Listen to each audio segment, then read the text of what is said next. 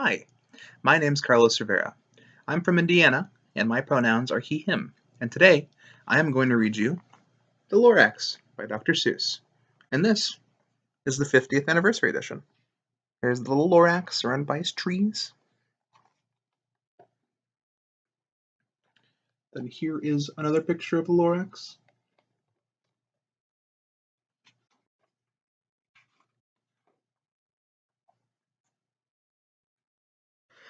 At the far end of town, where the grickle grass grows, and the wind smells slow and sour when it blows, and no birds ever sing excepting old crows, is the street of the lifted Lorax.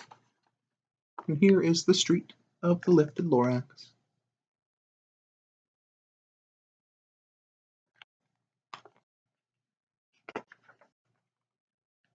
And deep in the grickle grass, some people say, if you look deep enough, you can still see today, where the Lorax once stood, just as long as it could, before somebody lifted the Lorax away. What was the Lorax? And why was it there? And why was it lifted and taken somewhere? From the far end of town where the grickle grass grows. The old Onceler still lives here. Ask him. He knows.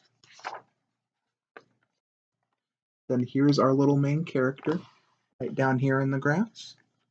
And here, over here, is the Onceler's home.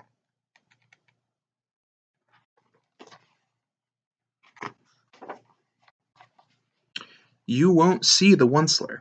Don't knock at his door. He stays in his lurkum on top of his store.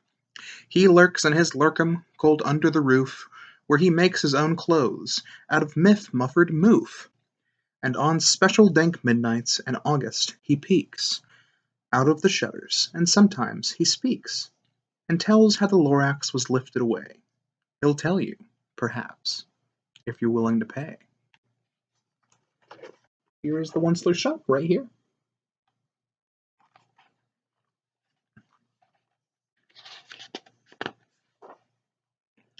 On the end of a rope he lets down a tin pail, and you have to toss in 15 cents and a nail, and the shale of a great, great, grandfather snail.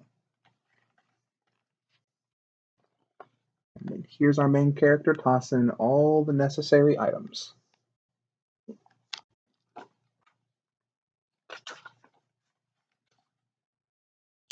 Then he pulls up the pail, makes a most careful count, to see if you've paid him the proper amount.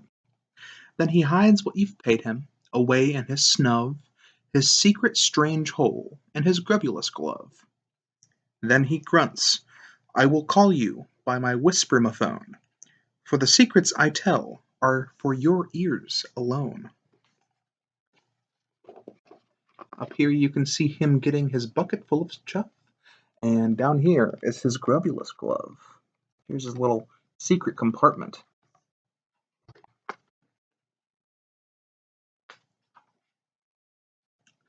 Slop!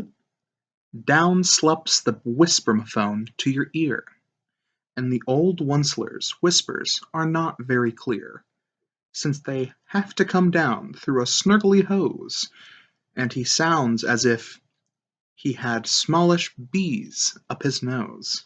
Ouch.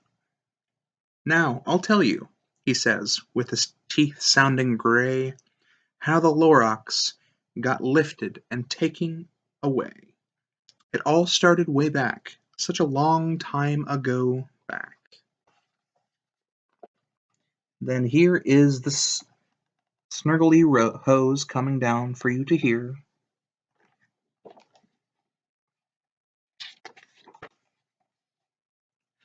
Way back in the days when the grass was still green, and the pond was still wet, and the clouds were still clean, and the song of the swommy swans rang out in space, one morning I came to this glorious place, and I first saw the trees, the truffula trees, the bright-colored tufts of the truffula trees, mile after mile in the fresh morning breeze. Here are all of the truffula trees, and here's the Onceler and his wagon coming to this fantastic place. Looks like we've got some birds going around as well. How beautiful.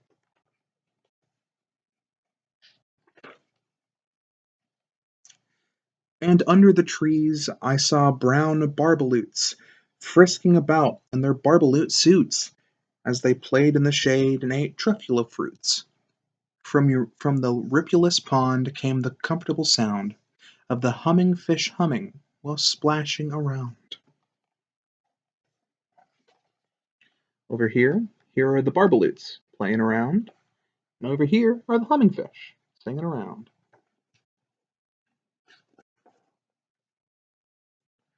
But those trees, those truffula trees. All my life I'd been searching for such trees such as these. The touch of their tufts was much softer than silk, and they had the sweet smell of fresh butterfly milk. I felt a great leaping of joy in my heart. I knew just what I'd do. I unloaded my cart. Here is the Onceler looking at the tufts of the trees, and here is him unloading his wagon.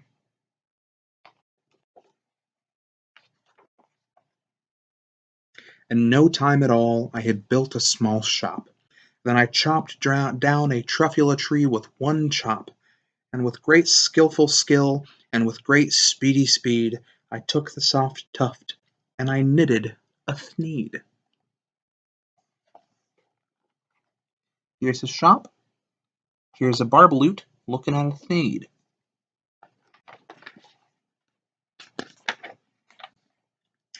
The instant I'd finished, I heard a gazump.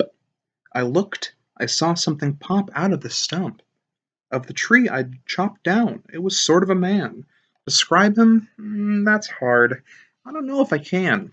He was shortish and oldish and brownish and mossy, and he spoke with a voice that was sharpish and bossy. Who do you think that is?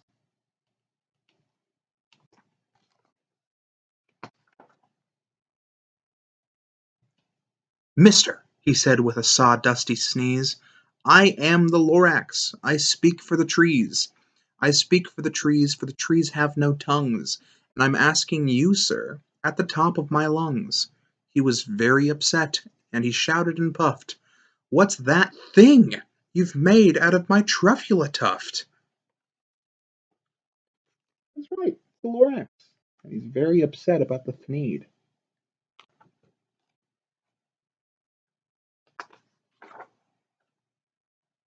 Look, Lorax, I said, there's no cause for alarm. I chopped just one tree. I am doing no harm. I am being quite useful. This thing is a thneed. A thneed's a fine something that all people need. It's a shirt, it's a sock, it's a glove, it's a hat, but it has other uses. Yes, far beyond that. You can use it for carpets, for pillows, for sheets, or curtains, or covers for bicycle seats. The Lorax said, Sir, you are crazy with greed. There is no one on earth who would buy that fool thneed.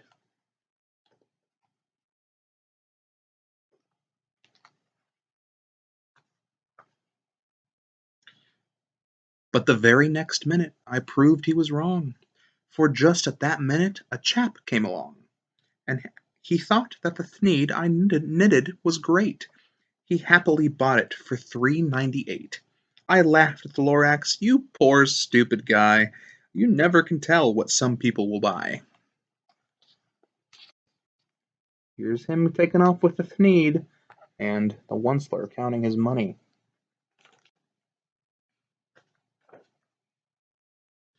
I repeat, cried the Lorax, I speak for the trees. I'm busy, I told him. Shut up, if you please. I rushed across the room, and in no time at all I built a radio phone, and I put in a quick call. I called on my brothers and uncles and aunts, and I said, Listen here, here's a wonderful chance for the whole Oncer family to get mighty rich. Get over here fast, take the road to North Nitch, turn left at Weehawken, sharp right at South Stitch. There's his radio phone he built himself. He's quite crafty.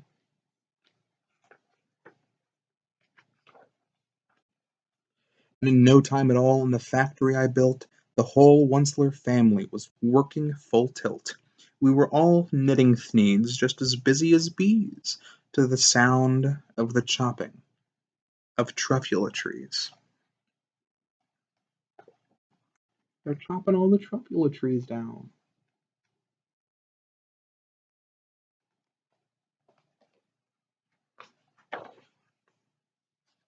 Then, oh, baby, oh, how did my business did grow. Now chopping one tree at a time was too slow, so I quickly invented my super axe hacker, which whacked off 4 truffula trees at one smacker. We were making thneeds 4 times as fast as before, and that Lorax, he didn't show up anymore.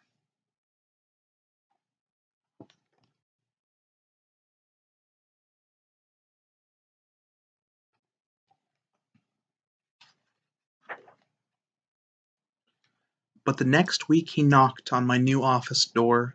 He snapped, "I'm the Lorax who speaks for the trees, which you seem to be chopping as fast as you please. But I'm also in charge of the brown barbaloots, who played in the shade in their barbaloot suits, and happily lived eating truffula fruits.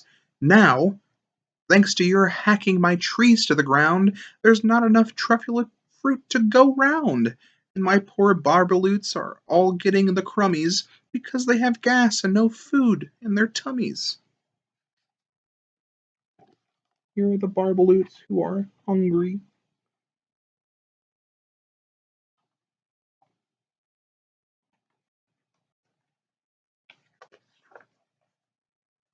They loved living here, but I can't let them stay. They'll have to find food, and I hope that they may.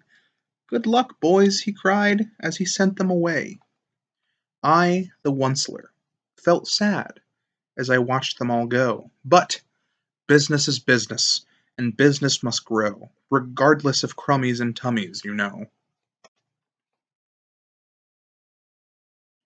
I meant no harm, I most truly did not. But I had to grow bigger, so bigger I got.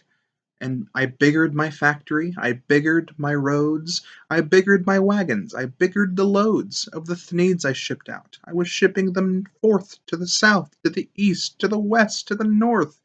I went right on biggering, selling more thneeds, and I biggered my money, which everyone needs. Here's the entire factory. What do you think? Is he going to run out of trees?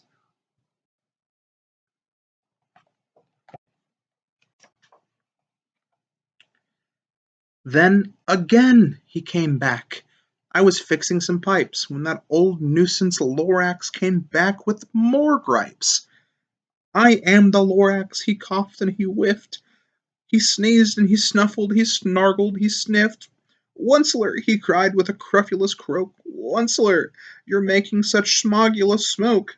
My poor swami swams, why, they can't sing a note. No one can sing who has smog in their throat." Here are the smoggy swans. Look how sad they are.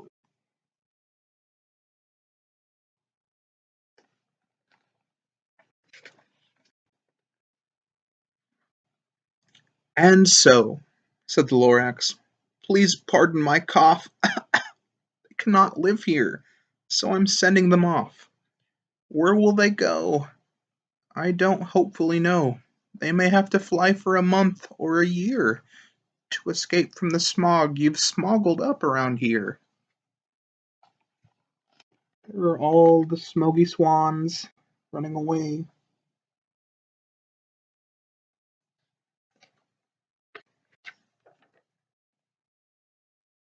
"What's more," snapped the Lorax, his dander was up, "let me say a few words about Gluppity Glup. Your machinery chugs on day and night without stop, making Gluppity Glup, also Schloppity Schlop. What do you do with this leftover goo? I'll show you, you dirty old Onceler man, you. Look at all this pollution he's creating."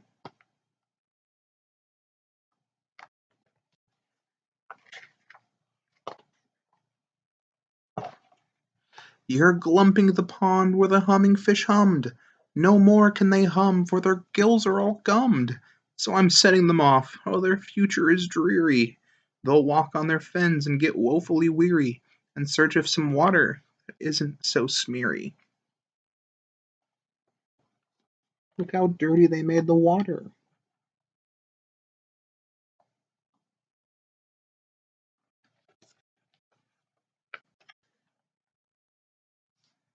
And then I got mad. I got terribly mad. I yelled at the Lorax. Now listen here, Dad. All you do is yap yap and say bad, bad, bad, bad. Well, I may have my rights, and I'm telling you, I intend to go on doing just what I do. And for your information, you Lorax, I'm figuring on biggering and biggering and biggering and biggering, turning more truffula trees into thneeds, which everyone, everyone needs. I'm starting to think this Onceler's not a good guy.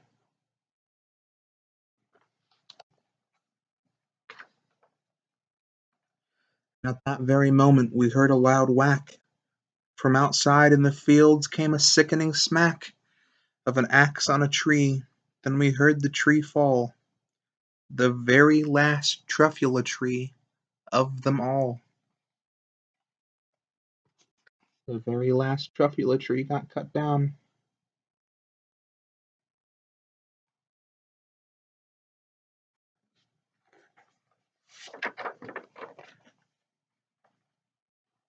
No more trees, no more thneeds, no more work to be done. So in no time my uncles and aunts every one all waved me good-bye. They jumped into my cars and drove away under the smoke-smuggered stars. Now all that was left near the bad-smelling sky was my big empty factory, the Lorax, and I. There's the sad Lorax and the Onceler up the stairs, and everybody leaving.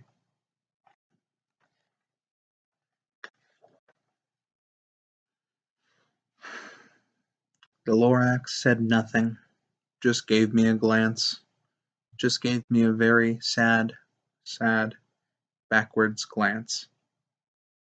As he lifted himself by the seat of his pants, I'll never forget the grim look on his face when he hoisted himself and took leave of this place through a hole in the smog without leaving a trace.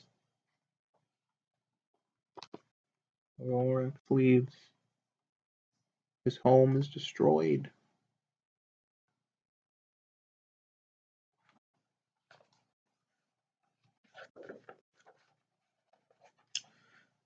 And all that the Lorax left here in this mess was a small pile of rocks with the one word unless.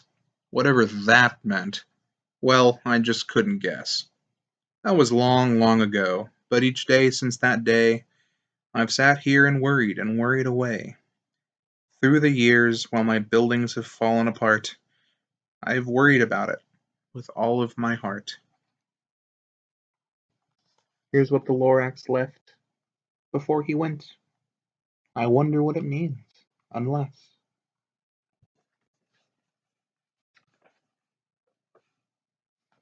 But now, says the Onceler, now that you're here, the word of the Lorax seems perfectly clear. Unless someone like you cares an whole awful lot, nothing is going to get better. It's not. Here's you guys down here, standing on the unless statue, and the Onceler up there is talking to you. So, catch, calls the Onceler. He lets something fall. It's a truffula seed. It's the last one of all. You're in charge of the last of the truffula seeds, and truffula trees are what everyone needs. Plant a new truffula, treat it with care, give it clean water, and feed it fresh air. Grow a forest, protect it from axes that hack. Then the Lorax and all of his friends may come back. And that's the end. Here's the one seed that could change the entire of the future. And trusting it in them and you. And let's hope the future looks brighter with you in charge. Thanks for reading with me, guys.